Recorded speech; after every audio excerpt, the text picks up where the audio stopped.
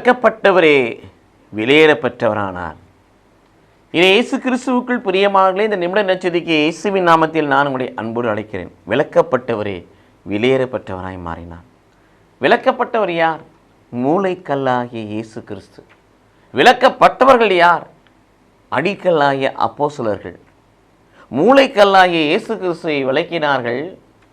அதுவே விலக்கப்பட்ட கல்லாகிய பாறையாகிய உயிருள்ள நீரை சுரக்கும் கண்மலையாகிய உயிருள்ள நீரை கொடுக்கும் பாறையாகிய உயிருள்ள பாறையாகிய கல்லாகிய இயேசு கிறிஸ்துவை விளக்கினார்கள். ஆனால் அந்த கல்லுதான் உயிருள்ள ஆலயத்தை கட்டி எழுப்புவதற்கான மூளைக்கல்லாக மாறியது.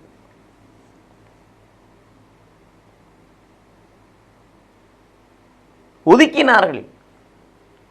அந்த அப்போஸ்தலர்கள் தான், அவருடைய படிப்பினைகள் தான் அடிக்கல்லாக மாறியது. ஒரு கட்டடம், ஒரு ஆலயம் முழுமையாக எழும்ப அடிப்படையில் மூளைக்கல்லும் அஸ்திவாரமாகிய அடிக்கல்லும் இருக்க வேண்டும்.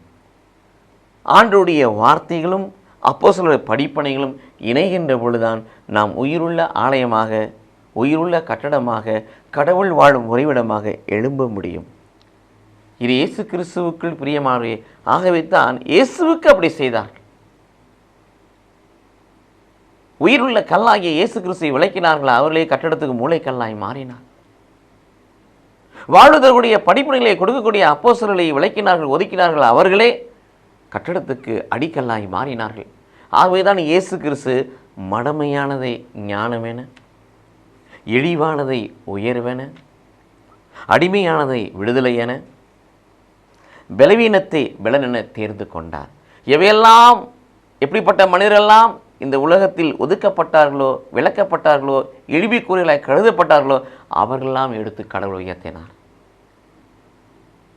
இது இயேசு கிறிஸ்துவுக்குள் பிரியமானவர்களே, மனிதனால் நிராகரிக்கப்படுவது, மனிதனால் விலக்கப்படுவது, மனிதனால் அசிங்கப்படுத்தப்படுவது, மனிதனால் ஒதுக்கப்படுவது, மனிதனால் புறக்கணிக்கப்படுவது கடவுளால் உயர்த்தப்படும்.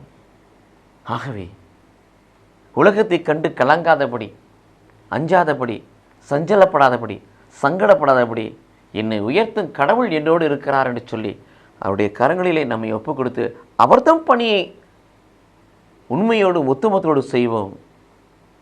விலக்கப்பட்டவராகிய இயேசு வெளியேறப்பட்டவராய் மாறியது போல நம்மையும் விலை மதிப்புக்குரியவர்களாய் அவர் மாற்றுவார்.